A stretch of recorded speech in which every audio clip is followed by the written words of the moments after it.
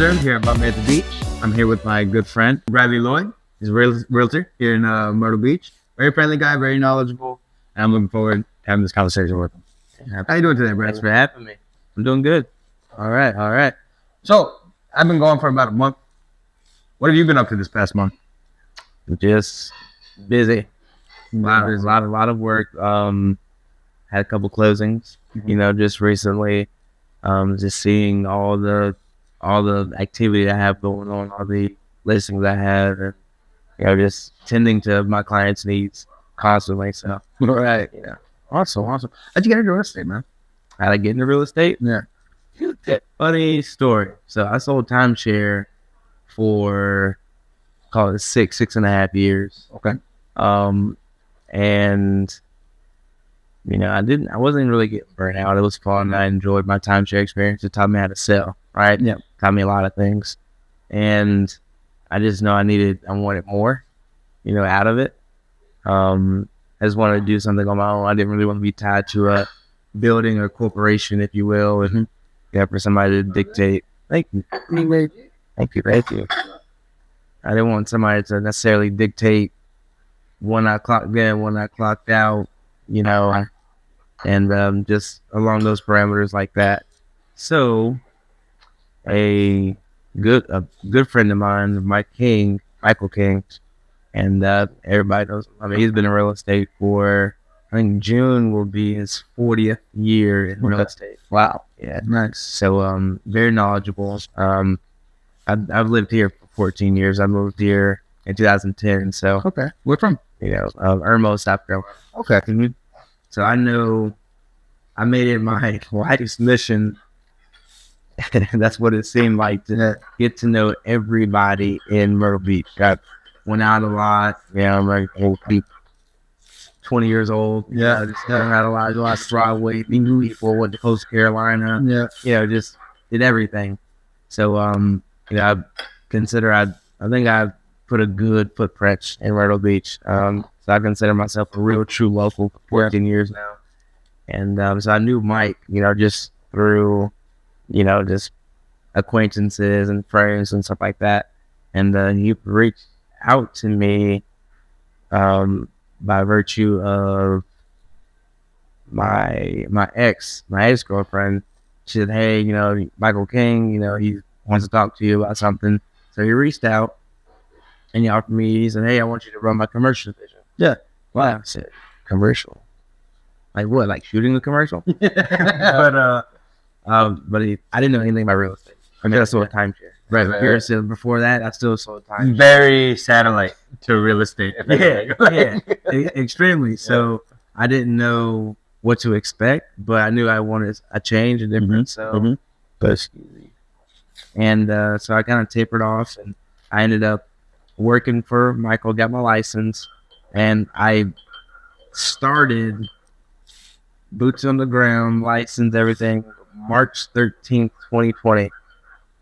Wow, Around the world, I walked in the office and the world shut down. Yeah, like 2 weeks later. That's crazy. So, it was just me, him, and his sister in the office, and I mean, that's how I started, man. I typed up a flyer, like professional flyer, letting people know that, along the lines of letting people know that I was in real estate now, commercial real estate, and I can help them with their needs. And I lived in Barefoot at the time, so I walked and drove into every single restaurant, business establishment in North Myrtle Beach, all the way to Barefoot, and kept going and showing my face constantly. So it kind of just took off from there. Yeah, especially in 2020, those are memorable times, right? To go and be introducing yourself, because nobody else there, right? It's like, all right, The owner's there, and I was there the very few times that you see the owner actually there, like yourself, owner operator. Yep. Because we all became owner operators.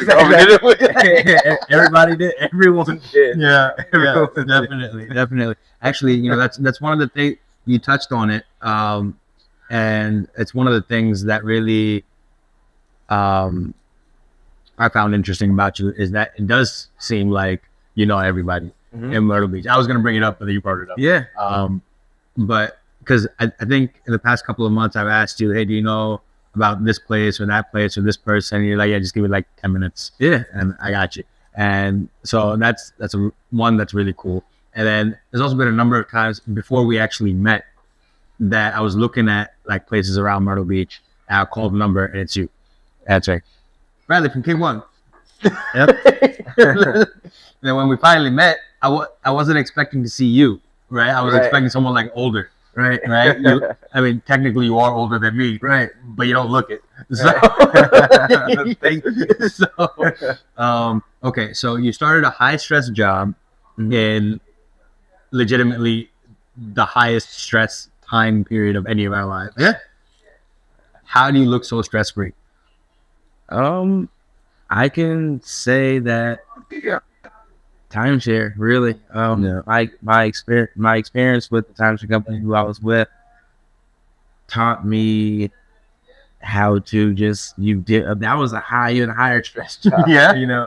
But I was very demanding, and it taught me how to be relentless. It taught me how to dive in the realm of mindset, right? How to always have a positive outlook on the mindset, who you are, believing in your goals. I'm very goal oriented. I'm very inspirational person. I consider myself from a psychological level and a mental level to my friends and my peer group that I offer them, a lot of motivation. Yeah. And you definitely do. To me, at least. Yeah. See. Yeah. So I believe in all that stuff. So no matter what the external happenings around us, like whatever's happening in our surroundings or the economy or at a national level or a global level, in my mind, I just focus on all the positives and what I can control. Mm-hmm. And at the end of the day, we're blessed. Yeah. We are blessed. And the start of the day. Yeah. We're blessed to see the start of the day and the end of the day. And I agree with you a lot on that. Because the whole world is trying to let us know how negative everything is, right? So the only thing we can control is the positivity that we put out. That's right. And for the people around us. And I found that does wonders. And when you're meeting new people, I meet plenty of new people here every day. You meet plenty of new people all the time. Yep. In your world. And so, yeah, I don't have to explain to you. But that positive energy, man, for some reason, people feel like it's devoid out there in the world. Like you can't seem to find positivity anywhere. So, that's, I think, one thing that you and I have in common, that we just try to keep positive, if not even for ourselves, then for the people that we end up meeting in the day. Yeah, that's right. It's a cool concept. It's been me for the past 9 years. I've been, just all about positive mindset, all about just pushing somebody forward with their goals and kind of just shoving you in the right direction. And that's really it, man. That's how I can deal with all the stresses. And like at the end of the day, if I fail, right, I shoot. All my goals are high. Yeah, I mean, if I have to talk to 10 new people a day and I fall short, I talk to 5. Right. If I set my goal for 50 million for a year for individual sales, right, and you hit 30, and I hit 20, even 10 million, right. I'm not upset, right? No, of course not. Wake up and, I can walk with, the 2 feet that God blessed me with. Right. I'm winning, Right. So, I'm doing better than a lot of people are in the worldly sense. So there's really nothing to complain about it. I'm in control of whatever I can, my life and my mindset. So, that's awesome, man. That's awesome. One of the things that keeps me positive every day, and I think for you too, is our religion. Just knowing that God has blessed us and He's allowed us to see a new day, and therefore, like, it's our obligation to make the most of it. Right. In addition to religion, what helps keep you motivated? Do you listen to like motivational speakers? Do you like there's some few good books that I've read, like Atomic Habits, just kind of help me keep my day-to-day organized a little bit. Yeah. A lot. So the Bible, that's a really good book. Number 1 seller in history, right? That's right. I listen to I've stumbled upon an app. It's called Pep Talk.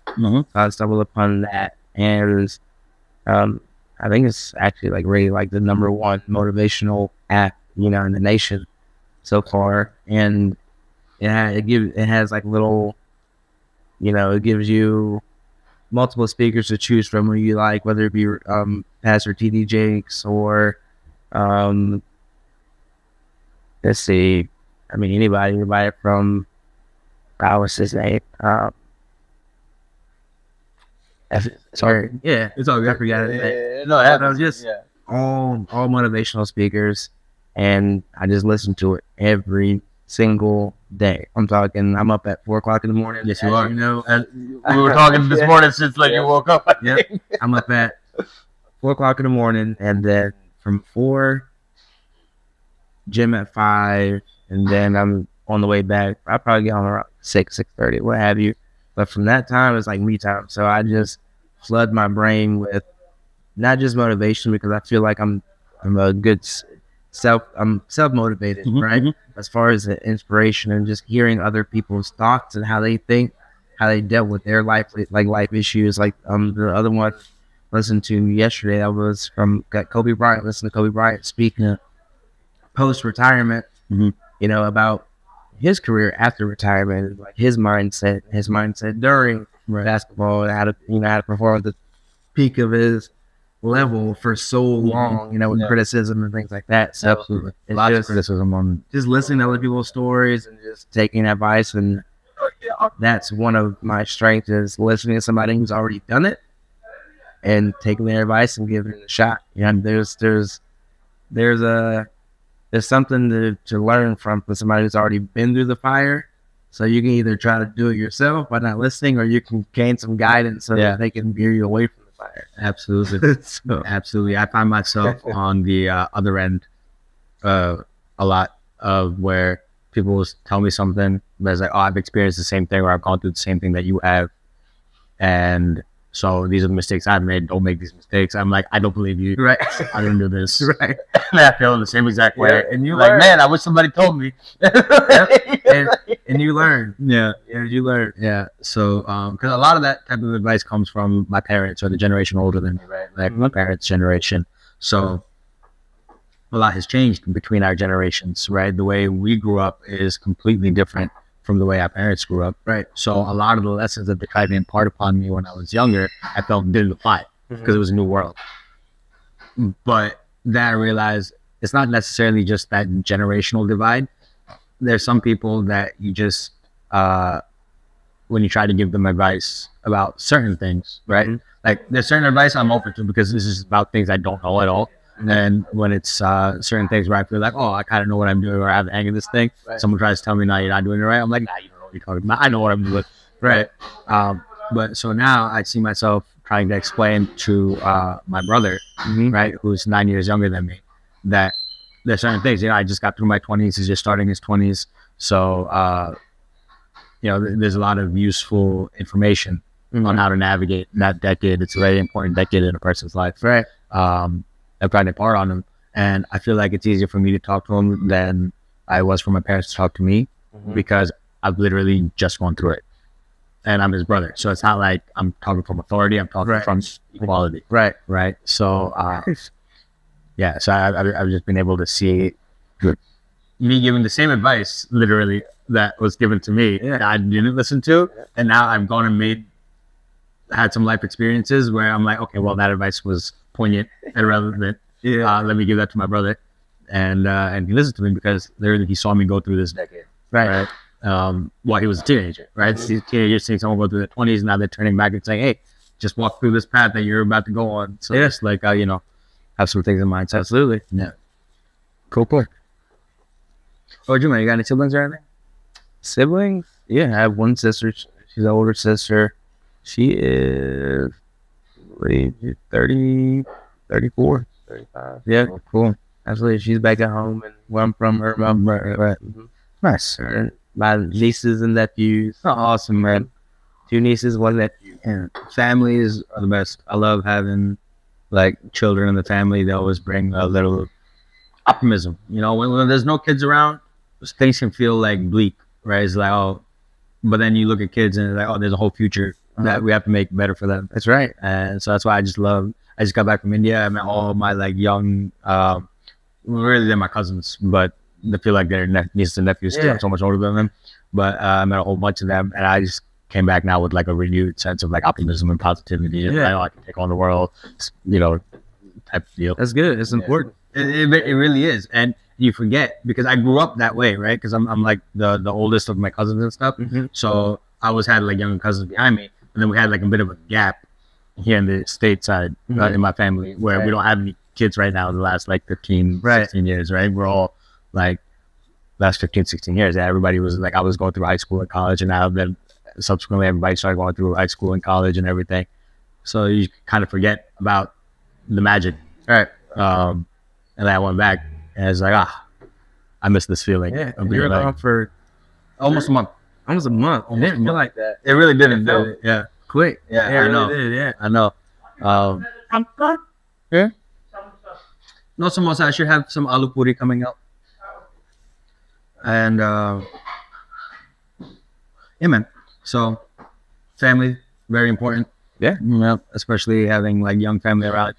It's like a reverse motivation type thing, like we try to be motivation for others, but like I feel like children seeing the next generation are the motivation for like me and for like our parents and stuff, right? It's only when we get older we see what the parents have gone through for us. Right? So here's my take on it.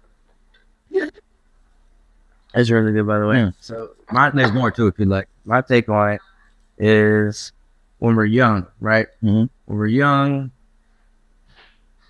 and don't necessarily care, or we're just not aware of what we're doing, right? So, it's typical for, an adolescent or somebody to, who's young, just to figure things out on their own and, cause havoc and troubles, get into arguments, will play relationships and things like that. However, when we get older, our mind is not necessarily getting older, and we're not necessarily getting wiser either. We're just becoming more aware, right? So to your point, now from a same level, right? Talking to your brother, you can say, well, I've just done it. I've just done it, and now because now you're aware of the action that you might have taken, now you can just project that onto him. Say, hey, you can now, you saying that to him, now he becomes more aware of that, and maybe just maybe, right, he'll steer clear of that certain thing, and, exactly, handle that different way than you have in the past.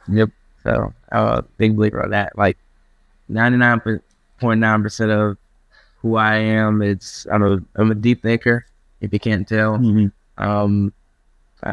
Everything that I do, I try to just reach the end and make sense of it. And I just try to bring, in a business sense of it, I try to bring who I am to, my clients, or which I consider all my clients my friends, because not only do I build just a business relationship, we build a rapport, a friendship, and just, do favors for each other. And like, you always be with me if I need something, just randomly. We've had plenty of just casual conversations. Like not at all about work. It's like, hey, Brad, what are you up to? Like, what are you doing? What are you doing about this thing? Yeah, and that's important. Especially in the world is turning into now, as far as like AI, all that stuff like that. It's just, I don't think you can't really replace this.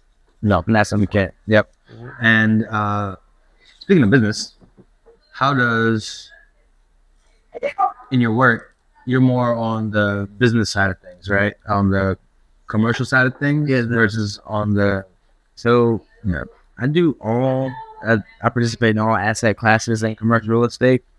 My favorite realm is business brokerage. Okay. All right. What exactly is that? Business brokerage is when you're not necessarily just buying a building, right? A non-owner occupied building. Right. You're actually selling the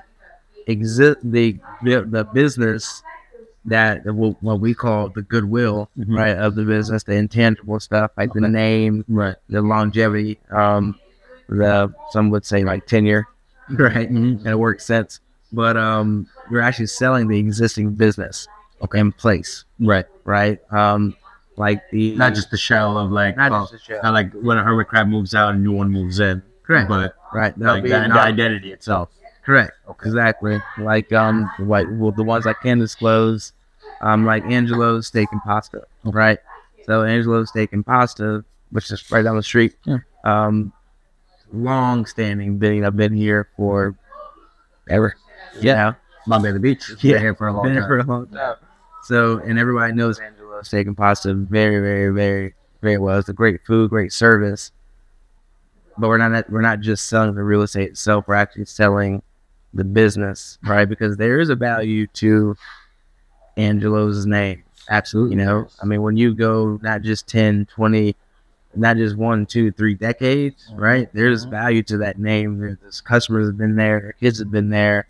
You know, the proof is in the pudding. Yeah. Right. So I've found a like little niche is selling those. A lot of people come to me to sell the actual business itself, whether they own a real estate or they don't.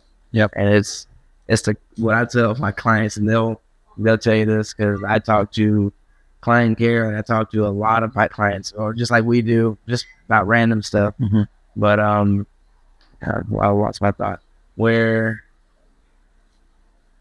So when we're selling a business like that, that's needed. Like it's that client care that we do, that we talk over and over and over and over again, is needed in those sales because it's their baby. Yeah. You know, they've been in this business forever. You're very much tied to them at the beach. Absolutely. See, one thing that's very, right, we got these old photos over here. Yeah. Right. It's from the south. So, this photo, 8th Avenue and Broadway, right? A lot of these places don't exist, right, anymore. Maybe the buildings are still there. Mm-hmm. Maybe the, right, obviously the streets are still there. Everything's renovated. But if there was a business that was alive back 100 years ago, and it's still there today, the name value, the fact that if there's a new owner that's coming in, right, they really should have a drive to keep that business alive. Correct. Right. They really should have that motivation to, and that's how I feel here about Bombay at the Beach, right? Miles Golbeka, he's been here almost 20 years, right? Bombay at the Beach has been here longer than he has, obviously. Right. And so when my dad and I came into the equation about 6 years ago, right, we didn't come in and just say, okay, cool, now we have a restaurant. No, we have Bombay at the Beach. We have this place. We have this thing that we're keeping alive. We have something that we're going to represent. We have something that we're going to carry on to the future years.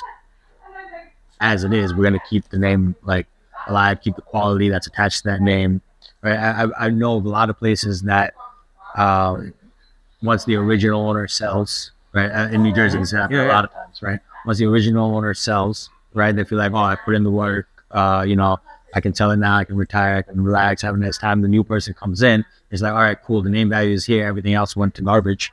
And then within like a couple of years, the whole place shuts down because they weren't able to maintain the quality, they weren't able to maintain the regulars, there were a lot of things that, like you said, are intangible, right? Fall by the wayside. And you end up not having the same business, even though it's the same name. Right. And so I feel like in your line, it's very important. And I'm obviously you must know this already. And I'm sure that you work towards finding the right person for the right business, or the right business for the right person. Right. And that's what I was going to say before, is that doing business brokerage is the closest thing to me personally, as if I was in timeshare. So because unlike a bread and butter residential transaction or a bread and butter, fee simple, non-owner occupied building for commercial building purchase, go to the bank, clean, close, here's the keys, you're done. Business brokerage deals take finesse, hard work, especially if you represent a seller, because a lot of times you have the buyer approach you. So you enter into, what a lot of times is dual agency. So you're talking to both the seller and the seller. You have to, you have a service that you have to provide for your seller, you have a service you have to provide, for your buyer. So you have to. You can speak a little bit louder. It's all right. Okay. Yeah. So you can you have to like kind of walk that straight line too. So it's fun because And then step up. you're trying to convey a message to your buyer, you know, that this is the best thing. They've had it for 3 decades or more. Yeah. Right. Yeah. Because that's true. Yeah. Right. No, absolutely. But you also have to understand that buyer has no idea what this business is, has no idea about sometimes most cases what Myrtle Beach is. Yeah. In general. So Like, you also have to let the seller know and educate them. Yeah. On the other side is that's where they're coming from. Yes. Too. So it's fun. It's fun because you have the buyer as a client forever, you have the seller as friends and clients forever. And it's fun watching the ebbs and flows of the transaction all the way down to the closing table. Yeah. Because at the end of the day, like it.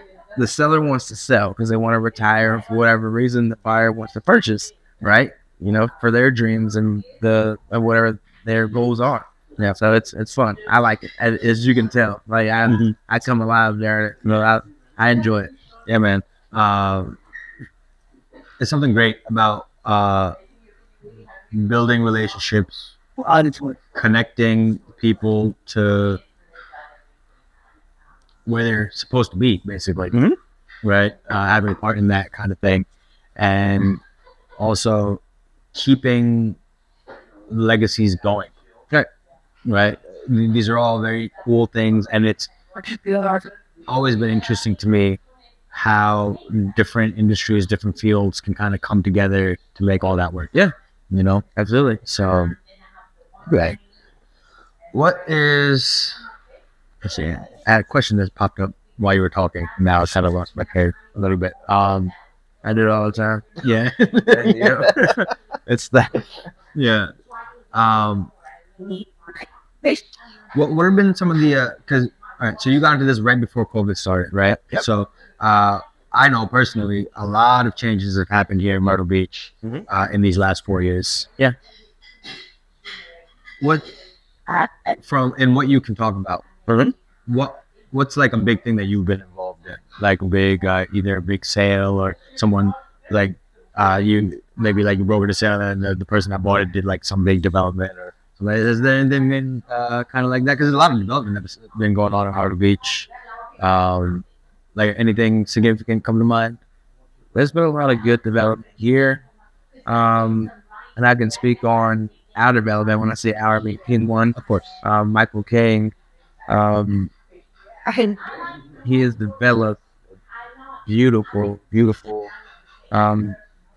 retail restaurant center. Okay. Right, plaza in North Myrtle Beach, 9th Avenue. All right. And just watching it from the start, I'm not sure you're familiar with North Myrtle Beach. Yeah, I lived at 38th and Dunes for about a year and until COVID, basically. Okay.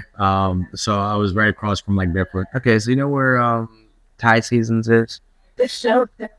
Tell me the. You know where Okay, I know Ninth. North Myrtle Beach. You're on ninth. You're on Ninth North or South? So if we're going that way, it would be after Barefoot. After Barefoot. Okay. No. Okay, I'm familiar up to Barefoot and a little bit beyond. It's a different world out there. Yeah, I know, That's it why I really asked. is. I'm like, it's a Yeah, different because world. like up to Barefoot Landing and like maybe up to like even like 27th or 20th ish. It still feels like Myrtle Beach, and then once you get a little bit beyond that, then to me it feels like okay, it's a little bit different. So, to my point, I guess to answer your question in a better way, is the Good. I would like to. Let's go. Yes, please. So, I check out them on a deal. Okay. so to your point, the direction, I believe your question was along the lines of like since COVID to now. Like, Yes. what has changed? Since COVID to now? What has changed? What have I've seen? Like, what's a big personally, change that you've been involved doing? Yeah. So, I would say that the Lakeview Commons, the reason why that was built is because we've noticed, the industry has noticed a shortage of lease space inventory, Mhm. right? And nice ones, nice, retail centers. And because as you know, a lot of these buildings are older. Some were built in the 70s, and they were renovated in the 80s, right? Some were built in the 80s and they were never renovated. So, Yeah. or restructured. This place was built in 1950, and I don't know the last time it was renovated. Obviously, it's been renovated a couple of times. It was originally a home, right? And then it became a restaurant in 1981, Australian restaurant in Myrtle Beach, right? And then, for a few years, since I'm relatively new to Myrtle Beach, also I've been here for 6 years. I thought that this was continuously an Indian restaurant since 1981. Yeah, but no, there's a few years in the 90s where for a year it was like a Vietnamese place. For a year it was like an American spot, like a seafood spot. And for a year it was something else. But eventually it would always come back to being an Indian restaurant. And now it's been consistently Bombay at the Beach for multiple decades. That's good. So that's good. Oh. It was a trying property. Good, sir. So there we saw a inventory shortage as far as lease space. And Michael King is really, really, really good at identifying property and finding a need of what this town needs, and how to make it better. And he takes his vision and he does everything high class, the highest class you possibly can imagine. And it's 40 years of experience and knowledge. Yeah. At this point, you can't expect anything less than high class. He wouldn't. And there's some time and, a lot of hard work and persistence. I mean, I'm not even sure if you saw the building. Have you ever seen the building? No, I haven't. Actually, I might swing by later today and check it out. We have a dentist in there as a tenant. Okay. We have a few others that, they'll be going in shortly, as far as like commencing their lease and, putting us out of the building shortly. So we're excited about it. Okay. But that's seeing the inventory shortage, seeing new development happening outside of residential development is good. But during that COVID, the 2020 to 2021, I got really busy, in the retail restaurant sector, and just the business sector, because what that lull gave a lot of owners who've been in it for 3 decades, right? Sometimes 4 decades. They're like, man, I'm tired, because now they're forced to experience what retirement feels like. Yes. Right. Yep. So not only a lot of people working at home, now they're just forced to slow down. And a lot of them say, hey, I enjoy it. Yeah. I kind of enjoy this life. So they've reached out and I've gained a lot of listings, and I do consider myself a listing agent if you had to peg me. And that's what I realized at that time. Awesome. I'm thinking about. So I think in Myrtle Beach and the area, right? You were saying there's a shortage in the supply of leased rental, like leased properties, right? Yep. Yeah. I think it's because at least a lot of business owners that I know, and it's my mindset as well, even though that's why I'm trying to get there, is that if you're going to be in a business, right, you should be in a business where you're owning the real estate. Well, forget that topic for now. Let's talk about this. We got some aloo puri over here. I just got back from India. This is a very typical breakfast. You find it on basically any street vendor or any breakfast spot. So puri is like fried bread, right? And this is aloo. Aloo is potatoes. Yeah. And so there's aloo chana. And this is a very typical breakfast. In India, it's a little bit more watery. I like it less watery. Yeah. It's easier to pick up. And so why is it more watery in India? I don't know, it's easier to slap on your plate, I guess. I don't know. Is yeah? I know there's something to it or not. Because they make everything in the big batches over there, right? They make everything in the big batches. You show up, they just pop on your plate, kind of like a Panda Express style. Yeah. Yeah. I'd love to do something like that, but it's just not practical over here because we don't have enough customers. But anyway, so back to the question. So you were saying there's a shortage of lease properties, right? Like for commercial. A shortage of properties in general, to be available, whether it be for lease or for sale. So I think the path that you're going down was these business owners are starting businesses, right? And they're long standing, right? And they own the real estate. Right. So, it's, they're they're not retiring. Right. They're still pushing through, and they might give it to the next generation down. Right. Right. Right. Or they're, they're just not. Either they become deceased, and they're the next generation, right? Their kids and so forth. They have a tie to it for a good reason, right? They have an emotional tie to it, and they just can't imagine it being torn down or redeveloped in any way, right? Because it's it's history. I mean, that's the kids that they've known that property, from the ground up. So Absolutely. so there's just a lack of redevelopment and development and commercial, and that's what it boils down to, So I mean, as you've seen around you in your area, So I think Myrtle Beach's push is for development, but I am aware that there's a certain percentage of people who are pushing to keep it the same, right? For no, they probably have their reasons, but they just want to push to keep it the same. But there is a huge push to redevelop and make new and refresh, which I'm definitely for it. I believe in it. I am, and I've always felt this way for multiple reasons, but I feel like I'm a man that stands in both camps. Right. Because obviously, now I'm here in business in Myrtle Beach, I want to see a lot of redevelopment. At the same time, that very thing that made me fall in love with Myrtle Beach is places like my own place, right? Places that used to be homes, then become like places of business, places that you live and work, right? Like in the same place. Like, this is a very old school type of thing. Yeah, right? You see it like in a lot of immigrant communities in the cities, right? Like in Chinatown and stuff like that, right? You live upstairs, you have their little retail store and bodega downstairs or whatever, what have you, right? So that feels very old world to me. Yeah. And I love it. Right. And to see it like just kind of going away saddens me. Right. I know why it's going away. Right. You have to usher in the new era. That's right. At the same time,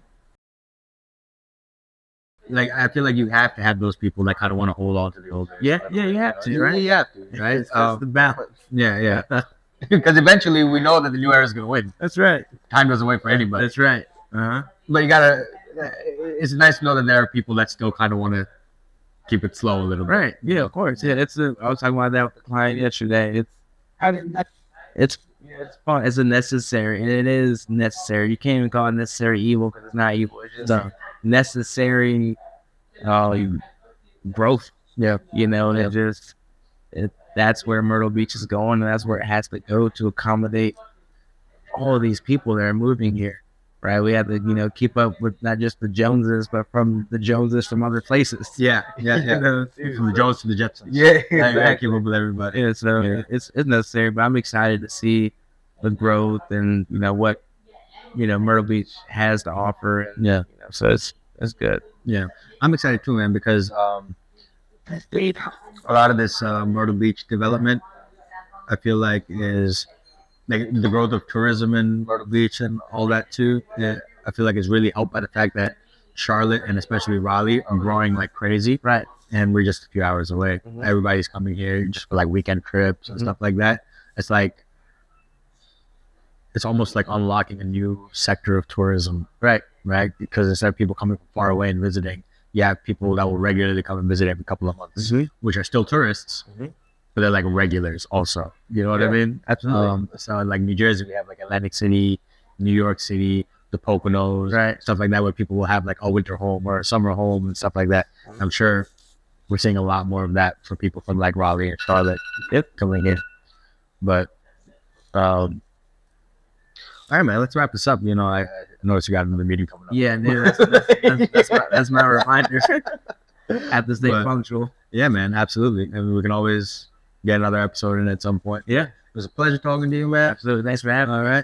All right. So, Bradley Lloyd, very motivated, young fella, hardworking, any time of the day. Anytime I talk to you, like in the morning, I'm getting.